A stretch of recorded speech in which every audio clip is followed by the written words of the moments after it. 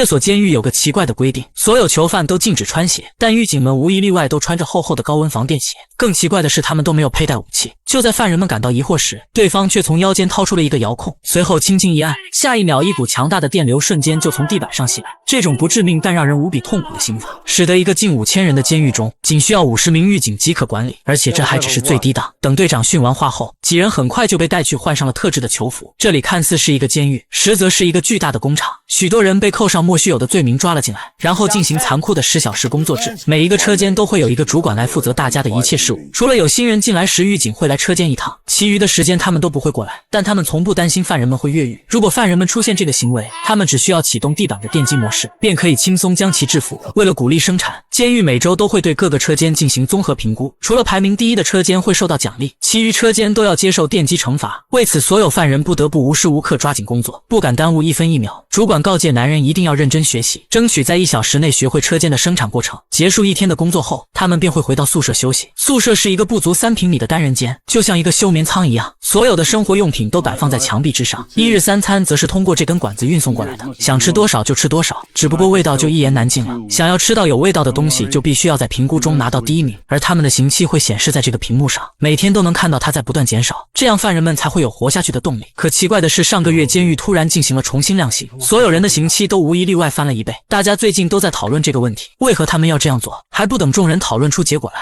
就被主管强行制止了。这要是被狱警听到，后果将不堪设想。就在这时，牢房里的广播响了起来，到了熄灯就寝的时候，在30秒内犯人们必须要回到床上，否则地板上的白灯一旦变成红灯，就会被强大的电流直接电死。所以即使没有牢门，他们也不敢越狱。很快新的一天就开始了，等红灯再次变回白灯，囚犯们便可以去车间工作了。这所监狱一共分为7层，它建立在大海之上，像这样的监狱还有很多个，每层的犯人都处在一个独立的空间中，所以他们想要和对方交流，就必须要通过手语。看样子最近监狱发生了大事，初来乍到的男人也不知道他们在说什么，只能被迫的选择无休止的工作。在不断的学习中，他也渐渐熟练了车间的生产流程。主管不断的催促大家抓紧时间，这一次他们很有机会冲到第1名。如今离评估就只剩1天了，可就在这个关键的时候，却出现了意外。其中一名囚犯因忍受不了监狱残酷的生活，选择了自杀。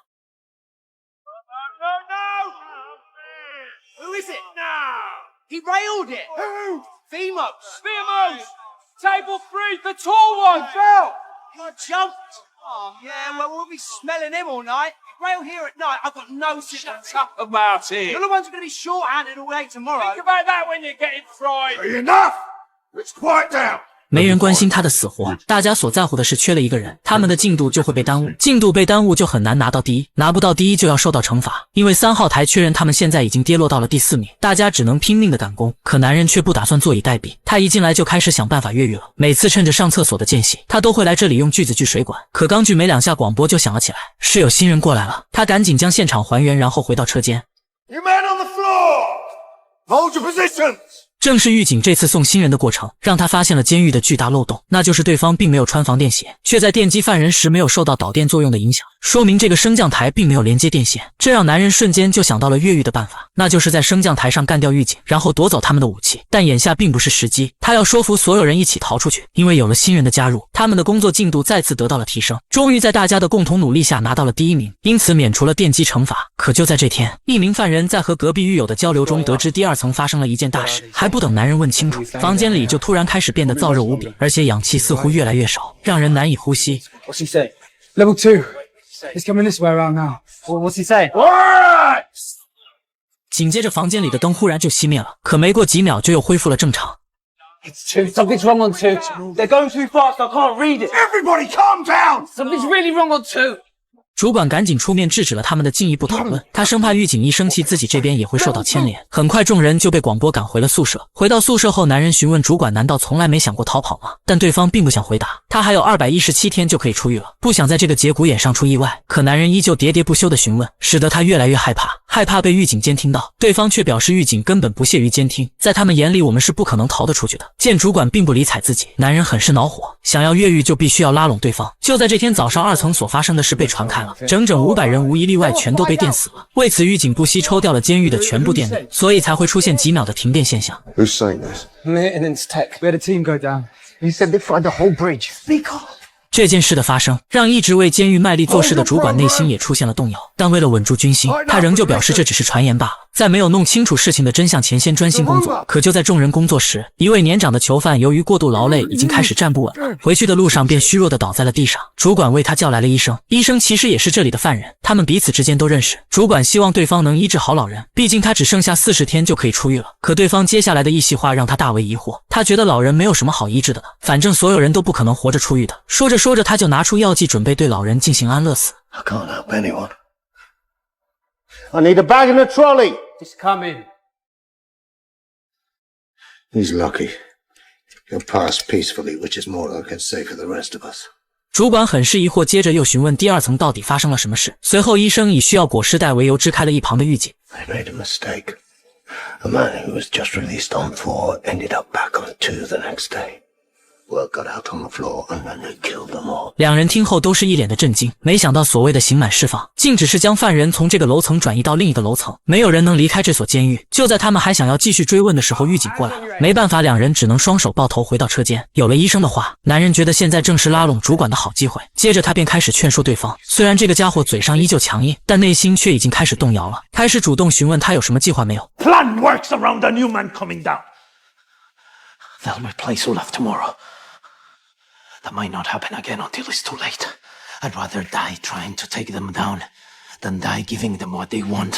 主管终于答应了男人，并向大家说出了监狱的真相，那就是没人能从这里出去，唯一的方法就是靠自己逃出去。其他人也早就受够了这里的生活，所以毫无悬念的都答应加入了越狱的队伍。等到工作时，男人悄悄接过同伴手中的铁棒，然后来到厕所，用它撬开水管，让里面的水都流了出来。此时另一边的狱警准备押送新人过来了，他却还在里面没有出来，同伴们只能摆好姿势为他默默祈祷。终于在对方发现前，他成功的回到了岗位，这时水也刚好流了出来。 Lift engaged. 见时机成熟，他用眼神告诉同伴计划可以开始了。随后两人就故意大吵了起来，很快就引起了暴乱。